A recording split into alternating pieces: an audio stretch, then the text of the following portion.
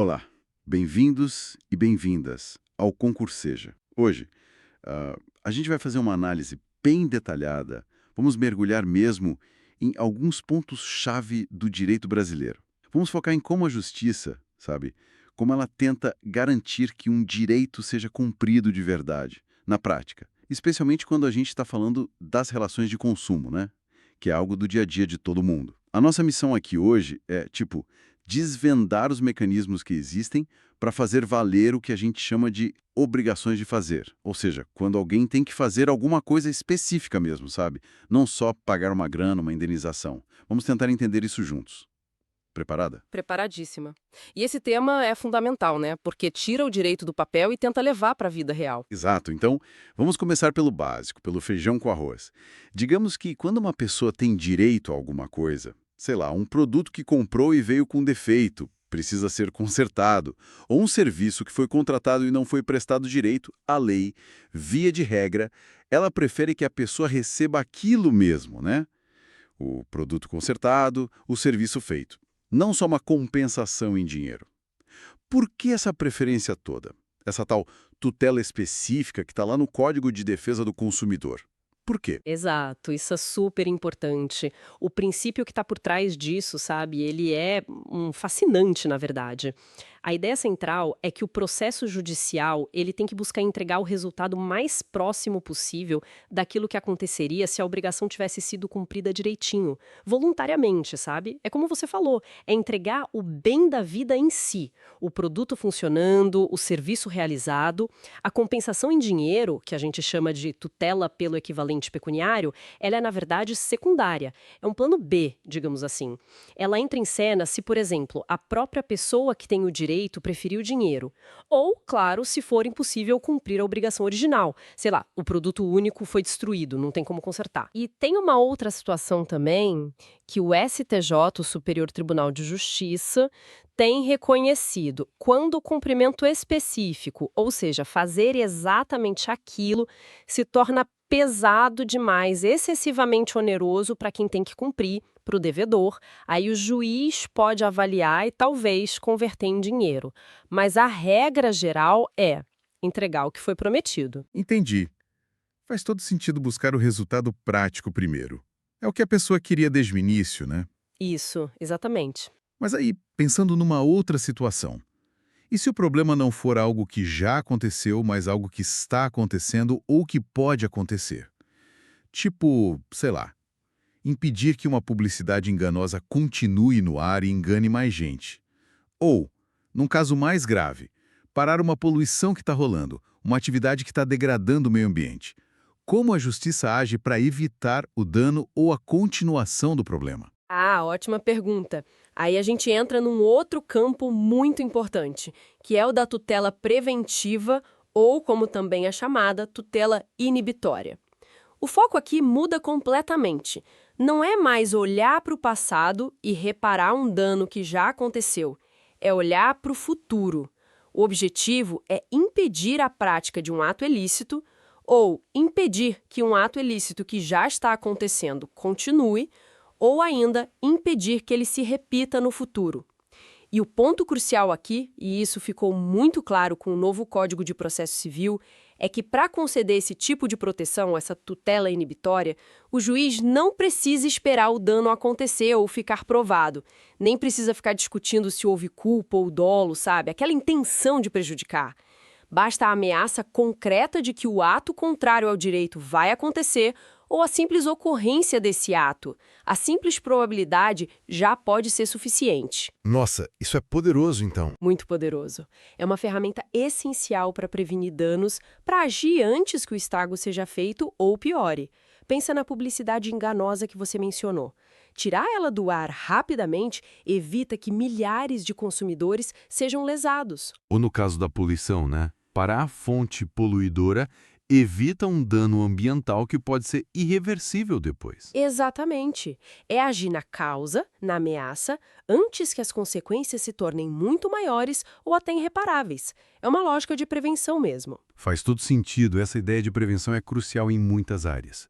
Mas Vamos ser realistas. A gente sabe que às vezes, mesmo com uma ordem judicial clara, faça isso, não faça aquilo, a pessoa ou a empresa simplesmente ignora, não cumpre.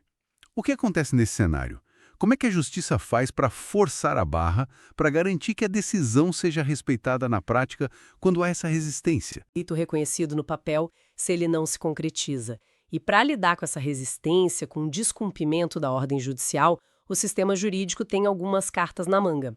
Uma das mais conhecidas e utilizadas é a famosa multa cominatória. Popularmente, muita gente chama de astrentes. É um nome que vem do direito francês, mas pegou aqui. Essa multa está prevista tanto lá no Código de Defesa do Consumidor, para o caso das relações de consumo, quanto no Código de Processo Civil, de forma mais geral. Astrentes, essa eu já ouvi falar.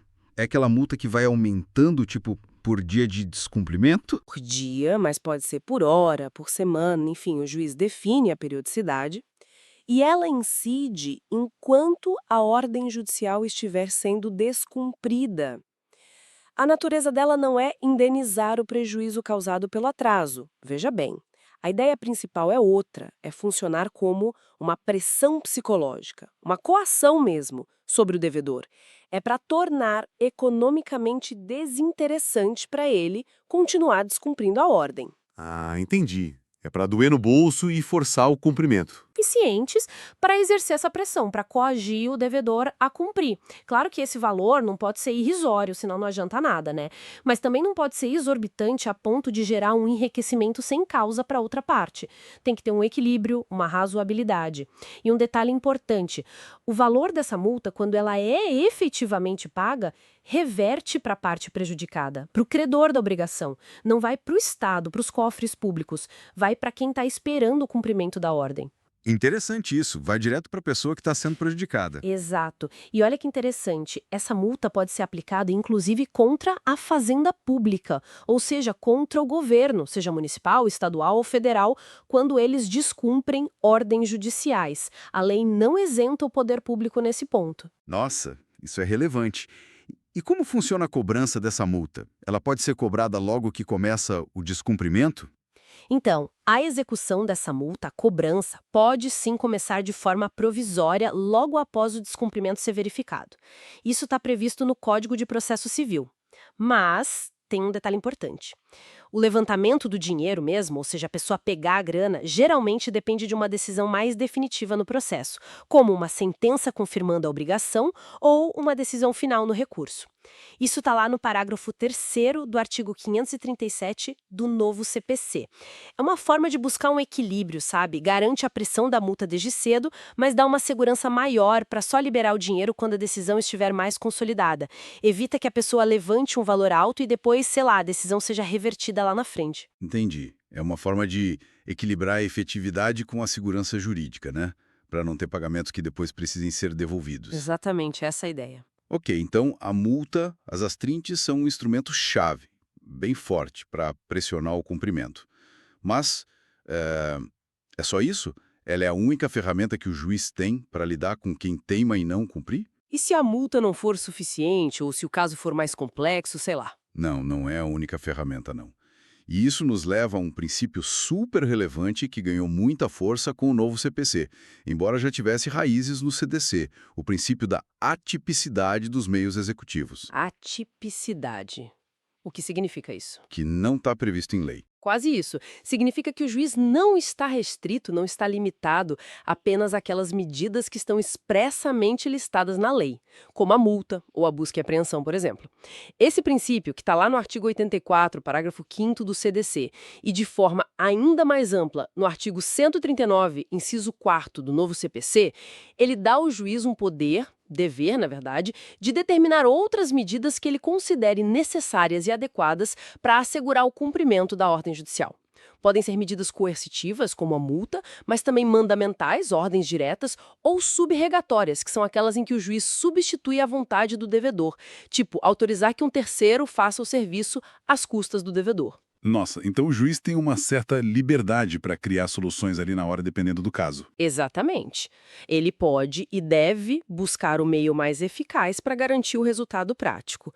E olha que interessante, o artigo 139.4 do CPC Diz que isso vale inclusive para as obrigações de pagar quantia certa, não só para as de fazer ou não fazer. Espera aí, até para dívida em dinheiro, que tipo de medida diferente o juiz poderia usar para forçar alguém a pagar uma dívida?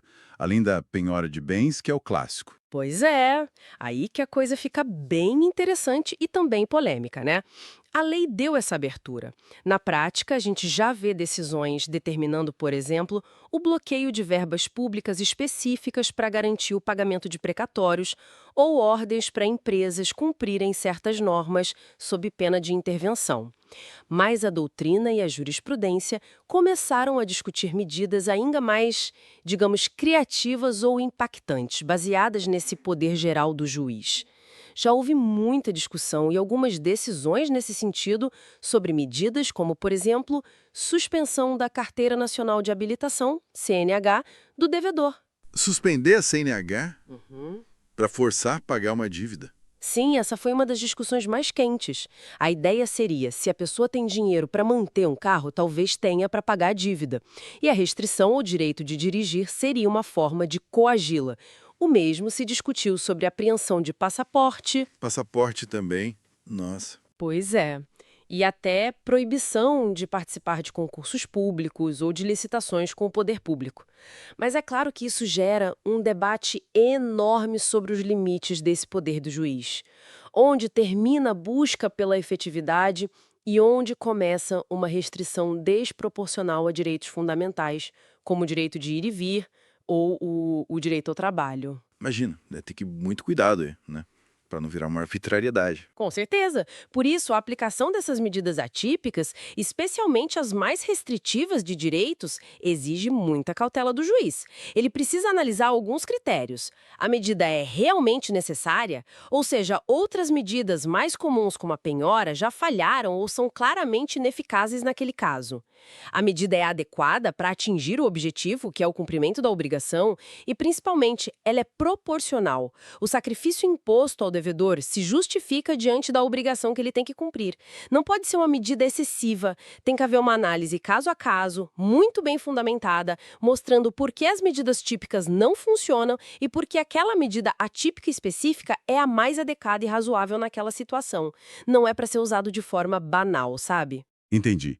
É uma ferramenta poderosa, mas que exige responsabilidade e bom senso na aplicação. É para ser a exceção, quando nada mais funciona. Exatamente. É um último recurso para buscar a efetividade, mas sempre respeitando os direitos e garantias fundamentais. Bom, então, fazendo um resumo do que a gente conversou até aqui.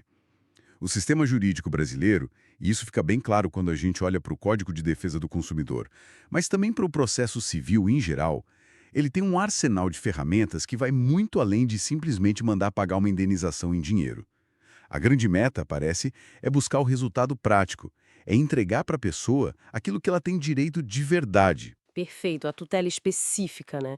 Entregar o bem, consertar o produto, prestar o serviço. Isso, e para garantir que isso aconteça, mesmo quando tem resistência, a Justiça usa desde ordens diretas, passando pela pressão psicológica e financeira da multa diária, as astrintes, Aham. E chegando até nessas medidas executivas mais fora da caixa, mais criativas, adaptadas a cada situação específica, graças a essa ideia da atipicidade. Tudo para que o direito não fique só no papel, né? Para que ele realmente aconteça. Exatamente. A busca é pela efetividade, pela justiça concreta no caso real, não só uma declaração formal de direito. E isso, naturalmente, nos leva a uma reflexão importante, né? Que talvez seja um bom ponto para a gente pensar um pouco mais. Sabendo dessa flexibilidade toda, desse poder que é dado ao juiz para encontrar meios eficazes de garantir o cumprimento das decisões, essa tal atipicidade que a gente falou, como que isso impacta a percepção que a gente tem sobre o papel do judiciário, sobre a capacidade dele de realmente fazer a justiça acontecer no dia a dia das pessoas, para além daquela compensação só em dinheiro? Será que essa flexibilidade aproxima a justiça da realidade ou gera uma insegurança muito grande por falta de previsibilidade? Fica aí a questão para a gente maturar, né? Qual o ponto de equilíbrio ideal entre dar poder para o juiz buscar a efetividade e garantir a segurança jurídica, a previsibilidade das regras do jogo? Excelente ponto para reflexão. É um equilíbrio delicado mesmo. O poder de adaptar a solução ao caso concreto versus a necessidade de saber o que esperar da justiça. Uma discussão que não acaba, né?